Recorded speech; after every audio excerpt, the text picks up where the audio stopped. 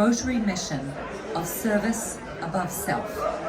Supporting education is one of the 7 Rotary International themes for action, and it underpins all of the others. And as a former Rotary exchange student, more years ago than I care to let you know about, Rotary absolutely changed my life completely. As a global network of committed citizens and business people, Rotary International has always been at the forefront of creating educational opportunities to build cross-cultural understanding, peace, community engagement, and betterment. From Rotary Exchange scholarships I was so grateful to benefit from, to clubs like Interact and Rotaract for young people, to the community services and projects that we operate, Rotary is leading the kind of positive change our educational institutions need to model. We need the transdisciplinary and multi-stakeholder approaches that Rotary has always exemplified, as well as the new knowledge about environment and planetary health that is absolutely essential, and that Rotary has been leading since 2020 through global projects like the Rotary International Global Mangrove Alliance, led by our visionary Rotarian Chris Puttick up the back. Please wave Chris, who is in Hawaii and who I'm thrilled is here with us today. Thank you, Chris, for your leadership. Inclusion too is a Rotary value, since women have been able to be Rotary members. When I finished my Rotary scholarship, I came back to New Zealand wanting to go to university and then become a Rotary member, only to find out that women were not allowed. So I was very excited years later when women were able to join Rotary, and very proud last year to join the first ever Rotary International female president, Jennifer Jones, in Iceland, where we together launched with Iceland's president the Gender Equality and Governance Index globally, where Iceland was #1. So Rotary has been a leader in so many ways, and now educating also across the policy world. Now, here we are in 2023, some 77 years after the Declaration of Human Rights, and I want to do a little quiz. Can anyone tell me how many countries have yet reached full gender equality? Any guesses? 25? No country. She is right, unfortunately. Can you tell me how many countries legislate for full gender equality? And it's less than 100. Any guesses? Of the 193 UN member countries, given the Universal Declaration of Human Rights in 1947, any guesses on how many countries might fully legislate for gender equality? Any guesses from the panel? We're leading into our fabulous Woman of the Year from Florida here, but any guesses? 65, slightly less than 65. Any other guesses? 45, unfortunately it's lower. Any other guesses? 15? It's 14. Very close, you win the prize. Come see me afterwards. So only 14 countries out of 193. So it's absolutely critical that Rotary has embraced women as leaders and as members of clubs, and absolutely important that we have inclusion through our Rotary clubs. So I'm now thrilled to introduce our esteemed panelists. Each is going to do around 10 to 12 minutes about the groundbreaking work that they are doing in education. And then we are going to invite our representative from the Italian Air Force to speak to us all about their education and training in meteorology and climatology, which is such a critical area. And there'll be more on that tomorrow in their panel. But today we will hear from you briefly to give everybody a warm-up. So thrilled to have with us today Angela Tenbrock, who is a 4th generation farmer and the Florida Woman of the Year for Agriculture, Dr. Bala Chandra Mohan, who is a Senior Research Fellow at the Institute for Commonwealth Studies at the University of London, and Dr. Nahid Bardai, who is with United World Colleges and leads their oldest foundational group at the Atlantic World College.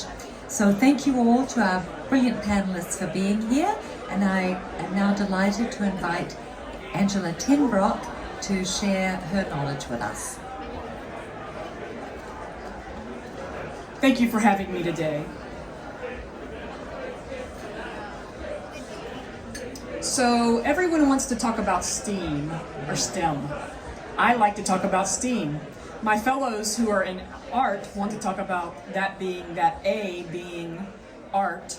I want to talk about it being agriculture. So why does this matter? So what we've noticed in the latest data on the OECD is that the average trends for math, reading, and science are literally dropping. This is not just a first world issue. This is everyone in the world that has been pulled.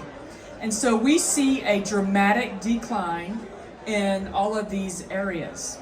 And this is the latest data out, and that we're in trouble.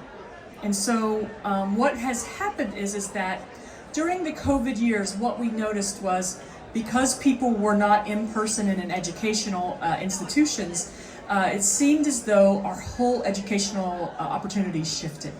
And so what I said to myself was, as a farmer, I need A, employees, and B, we need food. And so why aren't we developing a more rigorous opportunity for education? We had previously invested in school systems. We started our nonprofit in 2013, 10 years ago, to help local farmers. But what we found is that young people really wanted to be involved. And so we raised money around putting controlled environment, next generation agriculture in local schools. And so this gave students the opportunity to be able to actually engage in education that was not only, it was empirical, it was data-driven, it was an opportunity for them to put their hands on it, and it gave them, the teachers, an opportunity to show them real-world experience. And so what we also, the benefit is that they also got the opportunity of some really amazing food that they may have never tried before. And so we developed this science-based idea for how we actually grow food. And so why would we do this? We noticed that it developed better communities, it empowered a different mindset, and it encouraged more business. So in our, I'm going to kind of go from the high level to the beautiful level to the kind of micro level. And in that development, what we found is we put these greenhouse operations in public arenas at schools. So they were publicly held, publicly built, publicly managed. We put a farmer in the school, therefore they had no opportunity to have a teacher who was trying to spread their time. We know teachers are very burdened. Then what we did is we put the farmer to work, and the kids got the opportunities of seeing food grown. It was both therapeutic, it was educational, and it was scientific. We actually were able to, and we are seeing increases in their educational scores in these places where we put hands-on science-based education. We all know this to be true. We are old enough to know that this is a way of doing things. We like to touch things. Young people do too. But what COVID also did was people wanted to be collegial. They wanted to then be able to be a part of something, and farming lends itself naturally to this. So what does this opportunity look like? Currently our work is, we work around the world, and we give opportunities in tools of the trade. So our first class we teach is how to use tools. I see you shaking your head. I know that when they come to you, they have no skills in how to use a hammer. They use flat head screwdrivers for chisels and a variety of other things. So the very first thing we do is teach hand tools. Then we teach power tools. Then we have culminating opportunities for them. So we have found this to be very successful. But what we've also noticed is that it has landed into the hands of women in the communities. So the young people go home and say, "Oh, Mom, I can fix that."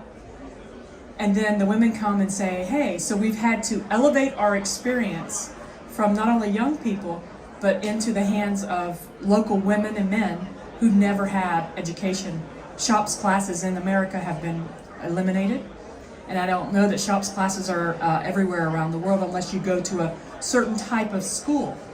And so this gave us an opportunity to really expand the opportunity of agriculture in the science, technology, engineering, and math, because it entails all. We build our buildings with our employees, or our students. We run the operations with these folks. We have them learn how to run a business, okay? So we have successfully built 30 facilities in the US, and we currently have facilities all around the world. As an example, in the Mississippi Delta, we have what is known as Delta Grows. Delta Grows requires you to have no prior education. I have people in my program who have no formal education. Even in the US, where education is free, their highest level of education may be 5th or 6th grade. They can read and they can do basic math. We have no education requirements for you to join us. We also offer hands-on learning with a capstone project that stays within the community. So we don't have people break our things because they built it and they nurture it. So we have whole streets filled in areas of the United States that is the epicenter for poverty in America that are now managed by our educational students. So it gives the opportunity for people to be able to grow the food, see the food, and implement the food. And we work with embedded partners. As in the Mississippi, we work with a group known as the Meraki, and they have a culinary arts program. We work with the Kahoma Community College, who has a technical program for how to build these greenhouses, because greenhouse building is a special skill. We actually have had lots of failures in the world because people do not know how to build appropriately, how to build greenhouses.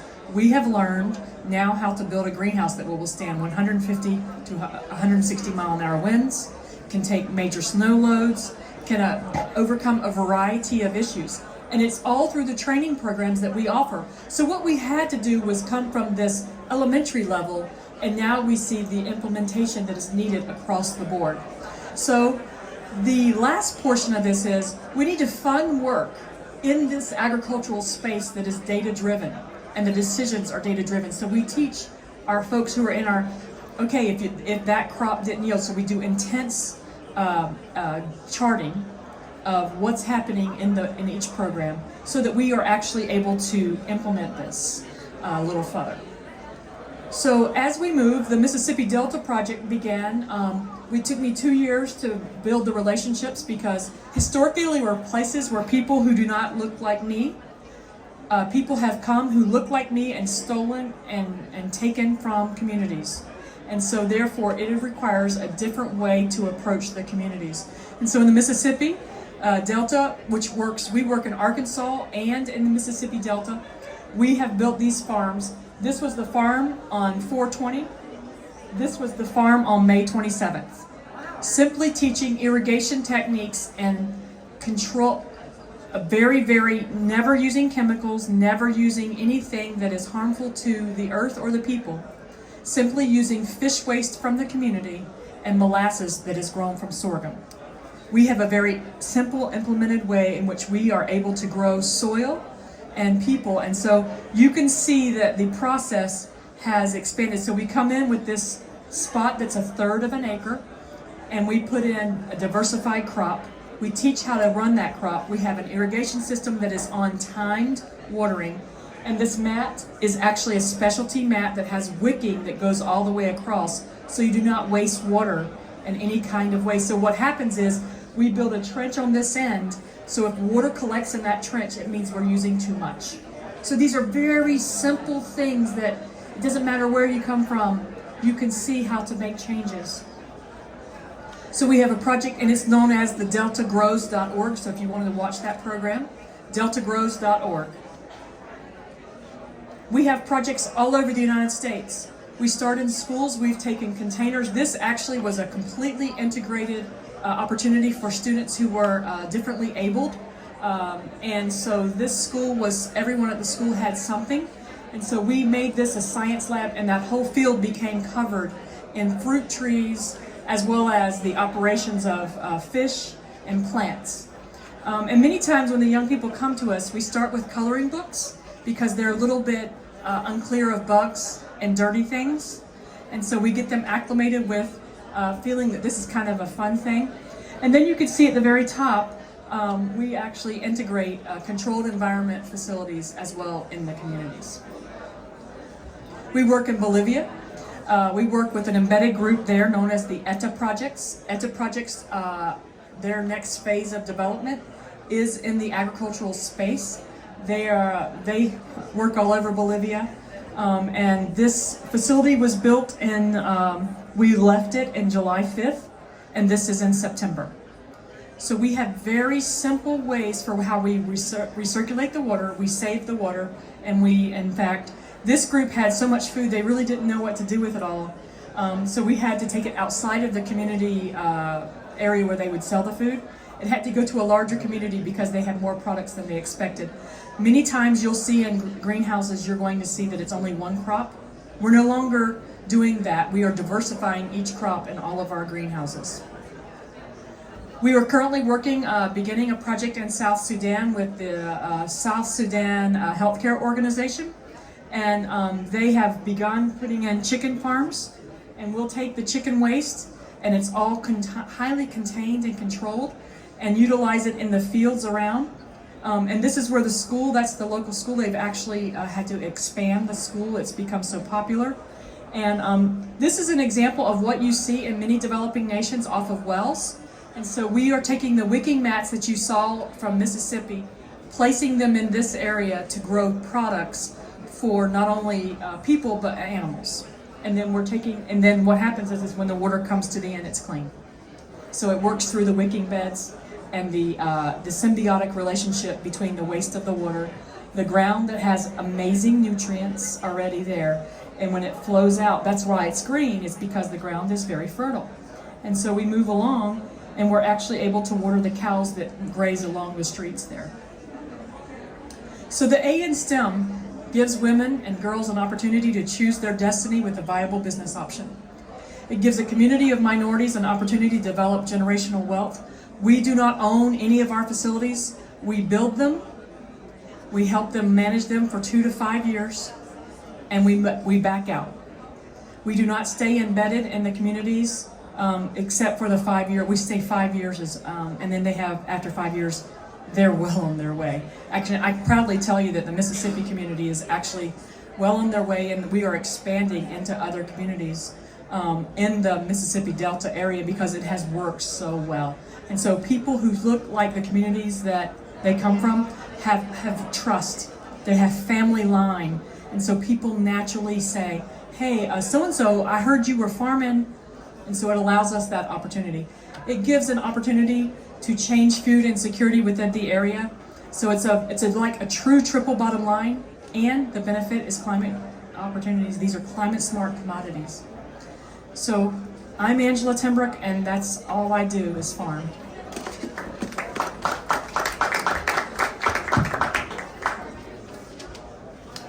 You're Angela Tenbrook, and you're awesome.